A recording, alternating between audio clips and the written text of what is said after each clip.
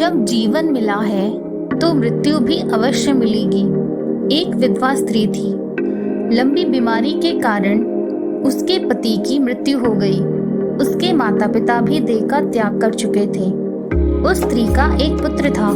एक दिन उसको भी सांप ने काट लिया और वह मर गया।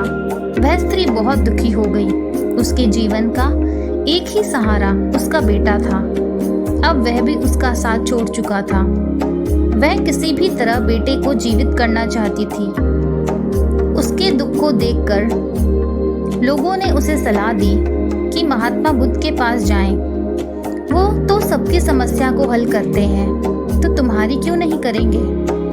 वह स्त्री अपने मृत पुत्र को लेकर महात्मा बुद्ध के आश्रम में पहुंच गई। उस समय बुद्ध अपने शिष्यों को संसार की पीड़ा के बारे में समझा रहे थे। जब वह स्त्री महात्मा बुद्ध से मिली तो उनके चरणों में गिरकर विनती करने लगी कि मेरे पुत्र को जीवित कर दो। मैं बहुत दुखी हूँ। मेरे जीवन का यही एक सहारा था। मेरे जीवन का मकसद भी यही बेटा था। जब यही नहीं रहा तो मैं जीकर भला क्या करूँगी? कृपया मेरे कष्ट का निवारण करें। महात्मा बुद्ध ने कहा, तुम्हारे बेटे को मैं जीवन का दान अवश्य दूंगा, मगर तुम्हें मेरा एक काम करना होगा। स्त्री खुश हो गई। पूछने लगी, वह काम क्या है?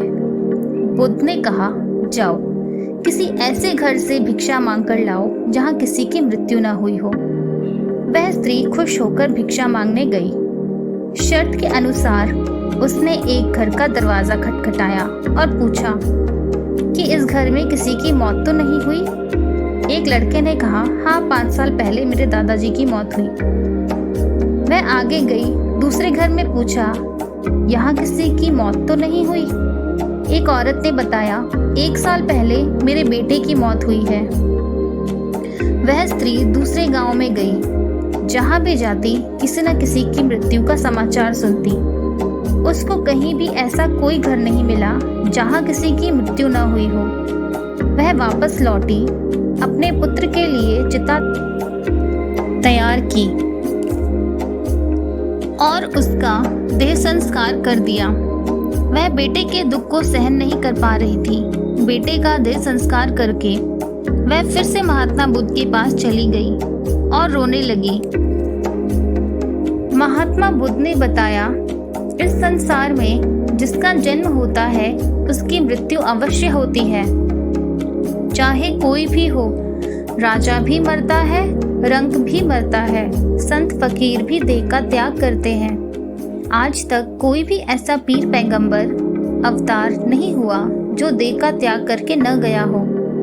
बुद्ध ने बताया, तुम दुखी इसलिए हो क्योंकि इस देह के साथ तुमने अपना जोड़ बनाया है जो मिथ्या है। सच को जानकर तुम सुखी हो सकती हो। तुम्हें अपने अंदर की खोज, अपनी खोज करनी पड़ेगी। अपने अंदर दुख को ढूंढना पड़ेगा। दुख का कारण पुत्र के प्रति तुम्हारा मोह है, स्वार्थ है। वह स्त्री उस महान संत के पास ध्यान में बैठ गई। संत शांत होते हैं, दूसरों को भी शांति प्रदान करते हैं। धीरे धीरे वह स्त्री शांत हो गई। उसने सत्य को महसूस